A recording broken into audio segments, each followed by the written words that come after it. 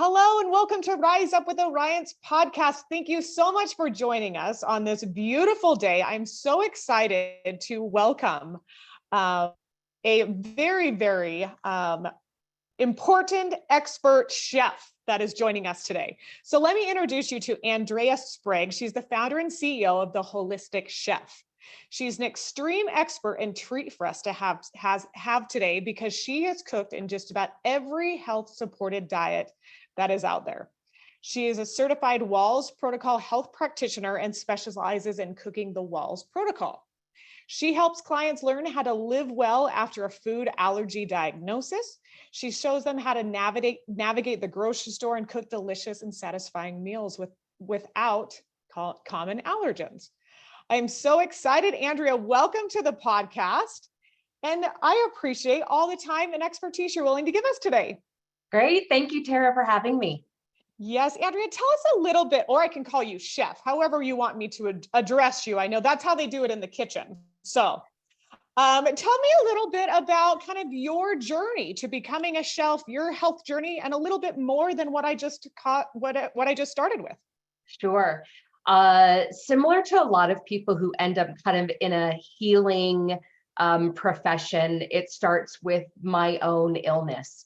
Going back, over 15 years ago, I felt like I had arthritis in all of my joints. I had daily headaches. I felt so unwell all the time, and I was only in my 30s. And every time I'd go to the doctor, they'd say, nothing's wrong with you, just get some exercise and eat better. And the daily popping of Excedrin just told me something different, and it just didn't make any sense to me. And finally, I went to a nutritionist that a friend had recommended, and she said, oh, you really should go off of all gluten and all dairy. And back then, 20 something years ago, we didn't really hear much about this. Celiac disease was something very few people had. Food allergies were not mainstream like they are right now. And I was so ready for change that I would do anything to just see if it worked. And so I did everything she told me. And I went off gluten, dairy, and then a host of other things that she recommended. And within 2 weeks, my headaches were gone. Within about a month, all the joint pain was gone. And I started rapidly losing weight. I was, another 30, 40 pounds heavier than I am right now, and none of it made sense. And so without changing anything else about my lifestyle or diet, weight just started coming off of me, and just my body was just so happy. And it just opened up this connection of food and health to me that I had never experienced before or even understood. And so that just made me hungry for knowledge, for learning. And I started going to cooking classes whenever I could find one, which there weren't any gluten-free cooking classes in, 2002, 2003, like there just wasn't. There wasn't, a gluten-free menu at any restaurant back then.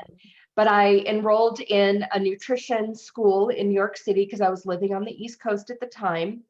And just it opened up my eyes to this whole other world of wellness and what food can do to either make us not feel good or to help us feel good. So I had a corporate job at the time. I had a great job. I loved it. But this just changed my life. And so it took me a few years, but I finally quit my job and went to culinary school full time to learn this whole new way of eating. And then ever since then, over 15 years, I've loved just turning it around and helping other people go through what I went through, but like changing that learning curve and just shortening it up for them. Oh my gosh, what a story, which is so funny too. And I know I spoke to you a little bit about this, but it's a similar story to my husband as well. Is, until probably about 4 years ago, he was like, you know what, something is wrong. And I was like, yes, something is wrong. What is happening in our house is not normal. And so I did a very similar kind of experiment, rather than going to a nutritionist, since I have so much of the background, I was like, we're just going to do a little experiment similar to what you did, cutting all gluten out. And like you, he very quickly dropped pounds and pounds and pounds of, whether it was actual weight or just swelling in his intestines, which I know is also a thing, and totally turned his life around. But what we found frustrating and similar to you is, why do doctors not have an answer? Why do we have to, bring this up outside of the medical world and do these experiments and go to the specialized nutritionists and dietitians? It was very frustrating for him because it's been a lifelong battle, and it took an experiment, by his health nut wife to fix it. So a major confusing part can be that the symptoms are different in each person. Mm-hmm. And so what showed up as skin rashes and joint pain and headaches in me might show up as something else in someone else. Mm-hmm. But the fact that we don't even look at food as a first thing to play around with and get curious about is a puzzle still. Yes. Yeah. Super frustrating for sure. Yeah. So I love your journey, and, man, you are welcome in my kitchen anytime, because, man, you will fit in perfect here. So how do you start? Obviously you did it for yourself, but how do you help other people determine what foods they might be sensitive or allergic to? Where does Sure. that journey begin? Yeah. And I mean, even for myself, starting off with gluten and dairy, it turns out that those really are the two that are it for me. Like, I've played around with dairy for years, and there's always just a little something that's not quite right. But I cut out a lot of other foods that I slowly brought in that I don't seem to have a problem with now, once I kind of healed my digestion. So a lot of times when I talk to people, the first thought is, oh, I love my bread. Oh, I don't want to be gluten-free. That's horrible. That sounds horrible, right? That's the first thought.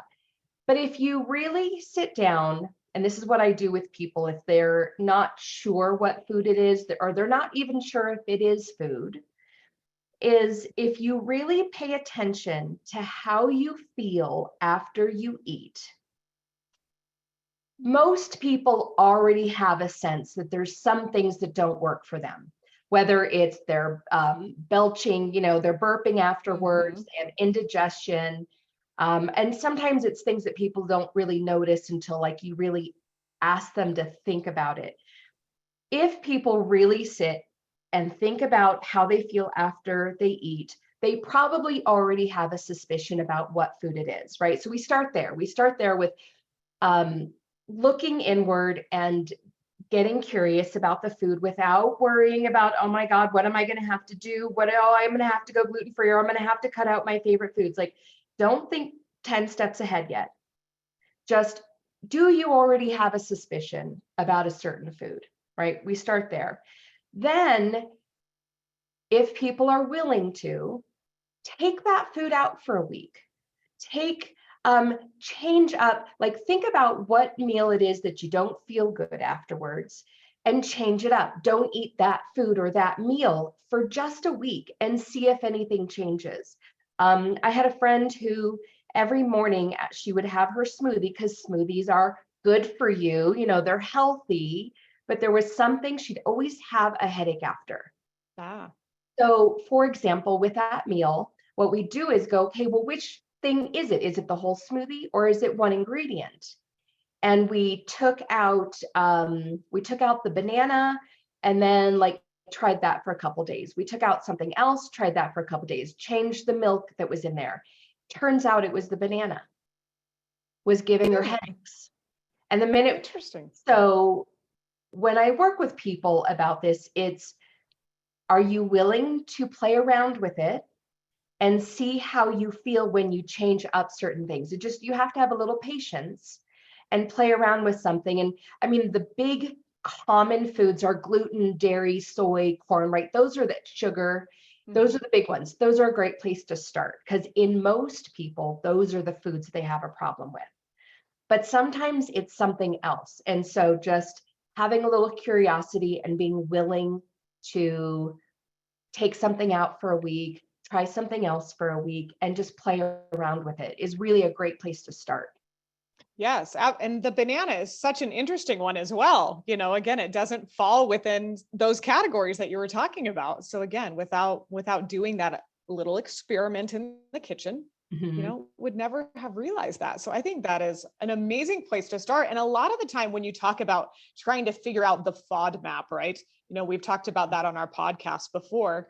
And it's such a long-term strategy. So I think what you just said is a little bit more, do I dare say, digestible for people. You're talking about a week. You're not talking about 3 to 4 weeks and then starting very slowly to introduce things back in. I love what you just said is it can be a really, really easy transition. And it doesn't have to be this long-term thing. Well, and if you don't find the answers that you're looking for, then it is that longer process. Yeah. If it's not a quick and simple change, if something still isn't right, then yes, it could be something like doing a FODMAP or an elimination diet. Mhm. That is something I help people through, and that's a longer process. Something like Whole30 is a good example of an elimination diet. Mhm. Um, it's just being willing to look into, is it a food? And then which food is it? Right. And another reminder on that is, knowing that your symptoms, the things like headaches, are very different than my husband's bloating and, diarrhea problems that were there. He'll listen to this and laugh. But again, it's one of those where it's so personal. And again, we always talk to our friends, family networks, health coaches, and it's so important that we're all different. So Mhm. yeah, that is great to remember as well. So, um, let's talk about kind of the next step. So now we figured out, for example, that, a banana is the deal. So it seems pretty easy that we could just take that banana out, put a different kind of fruit in our smoothie. But what if it's a little bit more complicated with that? And we now know what the problem is. Um, how do we know if we should admit it, omit it, cut down on it, and kind of how to change that up for our life?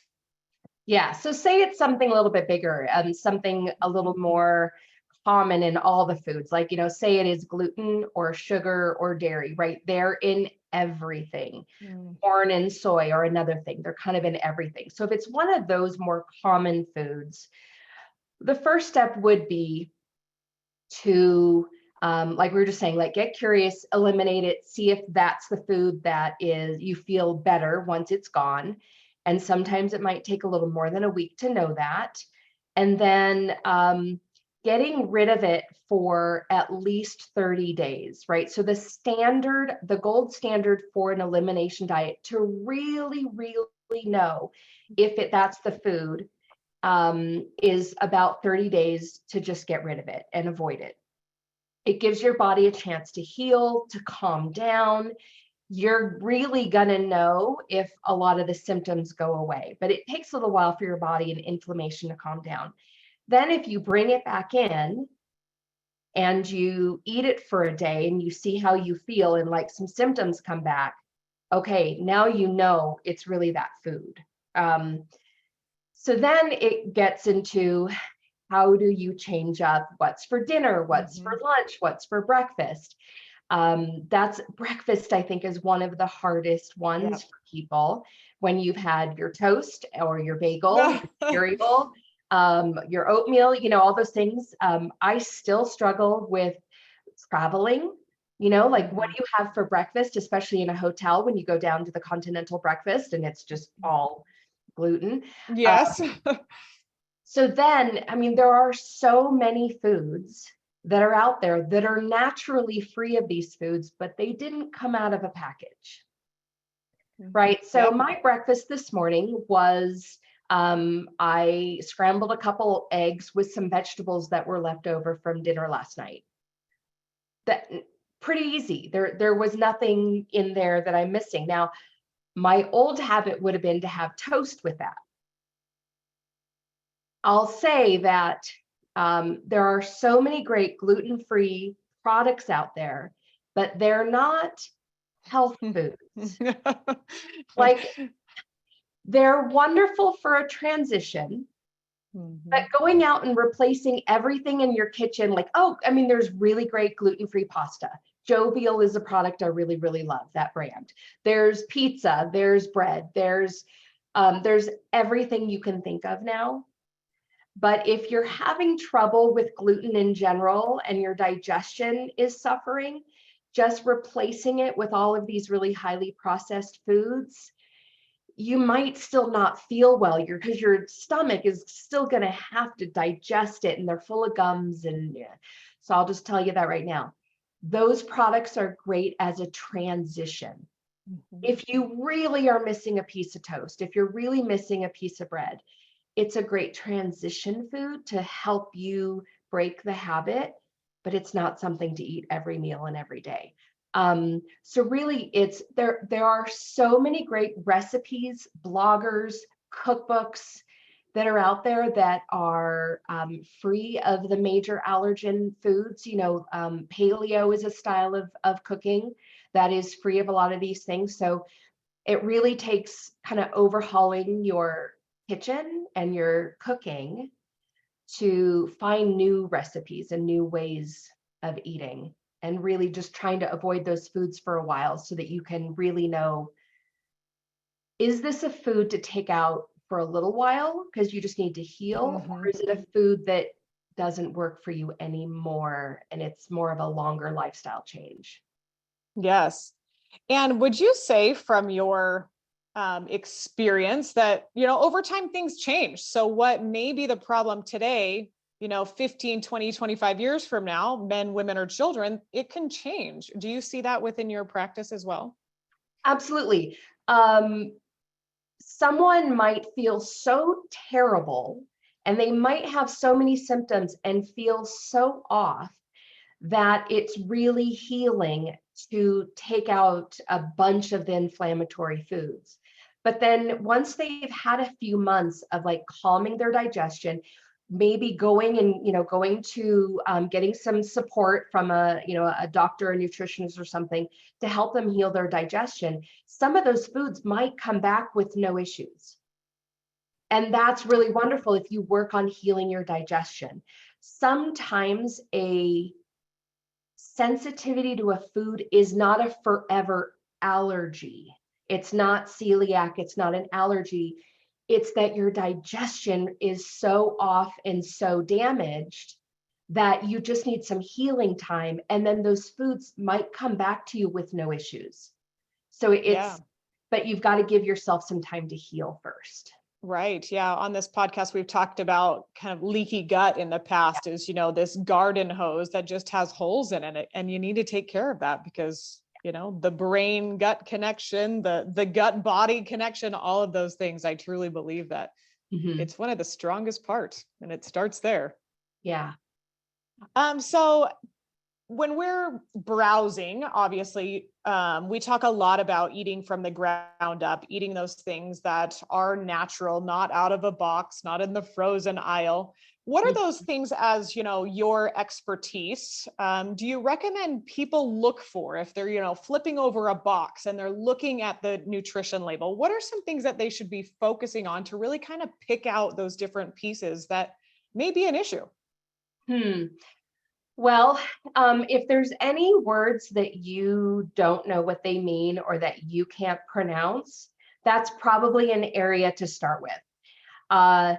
When you're going through a healing crisis and you think that food is something that is an issue for you, eating the most natural home cooked foods is a great place to start. Things that aren't out of a box, things that aren't already processed. I mean, that's what I've been doing as a career ever since culinary school. That's what I do for people, is I cook for real food for them. And because not everybody has time to do this kind of cooking for themselves. And if you can, find yourself a personal chef, it's a great place to start to get yourself started. But if you're reading labels and things, really get to know, if you know which food it is that doesn't work for you anymore, get to know the words that mean that. I've created lists of what are the words that gluten can show up as. It's not just wheat, it's not just gluten, it's not just rye or barley. What are the words that dairy can show up as? You would never think that dairy can show up in salami, or a cracker, or something as caramel color can be a dairy source. So that's a really great place, is like, get on the internet, do some searching, find out all the words that can mean that ingredient, whether it's corn or soy, whatever the one that you're trying to avoid, so that when you're reading a label, you can be more informed and know like what those things are. But in general, if you can't pronounce it or you have to look up what it is, that's probably something to stay away from. Yes, those ingredients that have, 72 letters in next to them, that's a man-made man-made ingredient for sure if you can't Right. even pronounce it. Exactly. So Andrea, one of the things that we recognized in our kitchen, and I'm sure you do as well, is, when you find out that there's an allergy or a diagnosis, there's complete overwhelm. How am I ever going to eat out at restaurants again? How are we going to eat at home? What are we going to do for pastas? What are we going to do for, milkshakes if you're lactose intolerant? So I don't want people to suffer, once they figure that out. So how do you help people kind of adjust that for themselves? So this diagnosis, this allergy isn't a life-ending misery for them, and you can continue to enjoy food. Yeah, it really isn't. It doesn't have to be complicated, and it doesn't have to be full of suffering. Changing up your diet and making this change can seem so overwhelming at first. But there are so many resources out there, and it's part of like you were saying, it's part of what I do with my clients. So it can start with, let's go through your pantry and let's see what's in there right now. Get to know what's in there. And especially if there's kids in the house, snacks and stuff, what's a healthier version of what you already have? Instead of like throwing it all away and then, oh my God, what am I going to do? It's 2 o'clock. I just need a little snack. Most likely there are healthier versions of that exact food out there now. Right now is such a great time to be going through this because of what's out there. And there's certain things like the whole plant-based movement right now. There are so many products, so many snack foods that don't have dairy, that don't have soy. Paleo did a great thing for us in creating snack foods that don't have a lot of the major allergens. There's crackers made of almond flour now. Mm-hmm. The whole paleo movement really kind of created quite a boom in snack foods. So there are most likely a healthier version of what's in your pantry, right? So that's a place to start. It's not just, oh my God, all I can eat are carrot sticks and boiled chicken. That is not how it is. Here in Utah, we have so many companies that are geared towards meal prep, that there are companies where you can go and find where they're making really healthy and beautiful meals from scratch without a lot of junk, right? So there's resources out there that if you're not a good cook or you're not confident in the kitchen right now with this new cooking style, there are people that are out there doing it for you. So then the next thing is what meals are you making now that all we have to do is a little tweak to, a little something? What is it that, you go in the kitchen and you can have dinner done in under 30 minutes because it's something you've made all the time. It's in your core memory.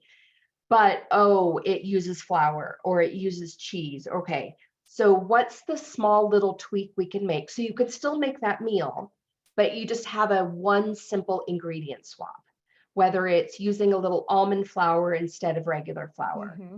whether it's using coconut milk instead of dairy milk, cow milk. So that's like the next step is, what do you already like making that all we have to do is just one little simple change? Or are you ready to get into the kitchen and do more cooking? And do we need to do a cooking class? Do we need to just get in the kitchen together and learn some new cooking techniques that once you have a few new techniques under your belt, then the kitchen gets easier too. So another key to that is also what are those simple ingredient swaps that if you always were going for the flour before, how do you make a dish without the flour, right? Whether it's a swap of an ingredient or a change in the cooking technique, so you don't even need the flour anymore. Mm-hmm. That's the thing I love to do with people who, especially when it's dairy, when it's no more cheese, that is a tougher transition when you're so used to cooking with milk and cheese. You know, a lasagna pretty much changes pretty drastically. So it's easier to kind of stay away from those foods for a while versus trying to recreate them exactly. Right. Because I'll kind of say also, same thing with some of the gluten-free foods. There's dairy-free cheeses and stuff at the store. They're also not great products because they're very processed.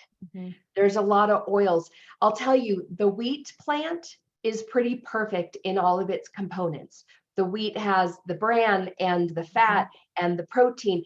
It's a perfect plant to make bread out of because of all the components. When you try and replace it and make bread out of something else, there's always other things you have to shove in there so that you get the same taste and texture, right? I mean, that's the same thing for cow's milk. Cow's milk has all of those perfect little components that makes amazing cheese. The minute you try and do that out of almonds or cashews, you have to shove in gums and stabilizers, more sugar, more. So they're not great for your digestion. So again, that's another product that's like maybe, you know, once in a while, but not like just immediately replacing it and all of it for everything you used to do. Right. Your one ingredient flip really resonated with me as well, because, you know, there's so many. When I'm making my weekly list, I typically I have a pretty, you know, it's the same meals that kind of go in a rotation, you know, every couple weeks, you know, in a different order.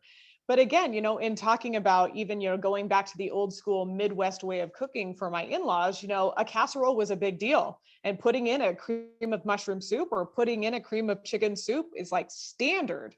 But again, to open their eyes up, did you know there's a gluten-free one? You know, and they make these things now, which 40 years ago, they didn't. But guess what?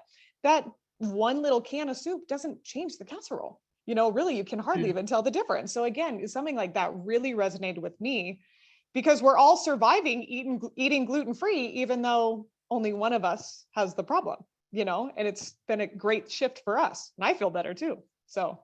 Yeah, and that's great. Just right there, that example you just gave, that only one person in your household has the gluten allergy, but the rest of you are eating the same way that he is, and you're just fine with it.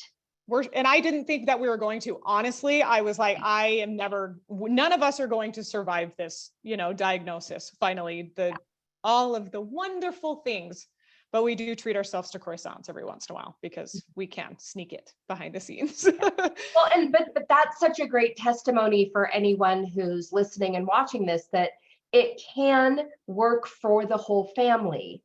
The people who don't have the sensitivity, they can eat whatever they want outside the house.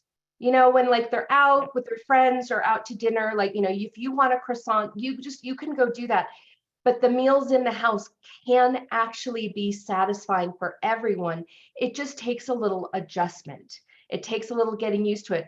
When I first met my husband, we were making 2 different pots of pasta. He had his regular, because he mentally could not like accept eating gluten-free pasta. Then there was one brand, I found it and I made dinner one night and he's like, oh, you know, don't worry making a second pot.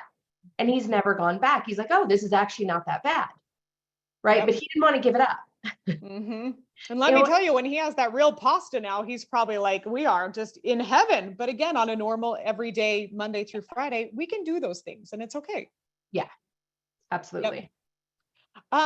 So talk to me about, you know, a question came through about the sodium content in some of those prepared meals that you had talked about. There's, you know, quite a bit of that that comes through the media as well as on those packaged meals.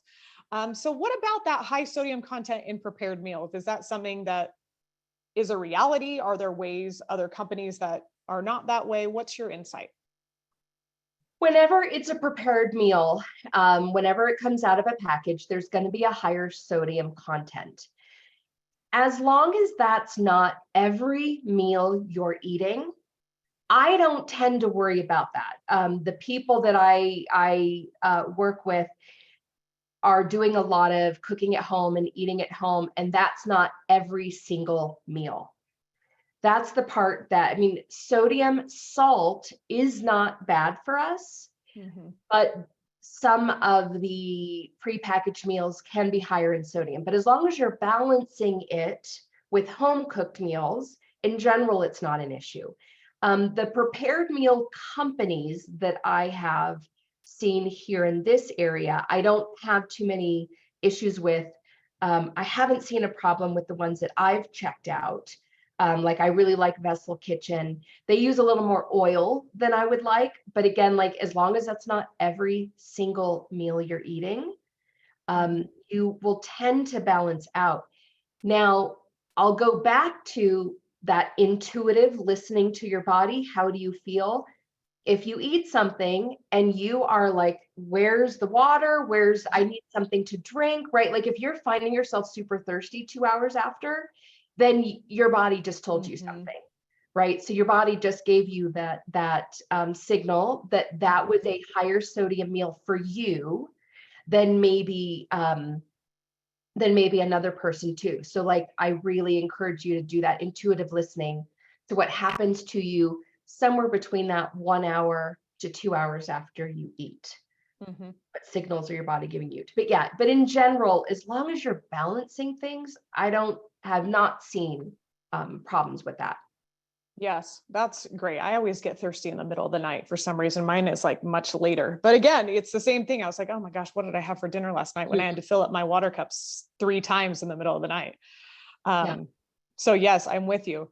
So one of the theories, or one of the, maybe it's a myth, and that's why I want to ask you is, eating differently to an allergy is just so much work and it's expensive.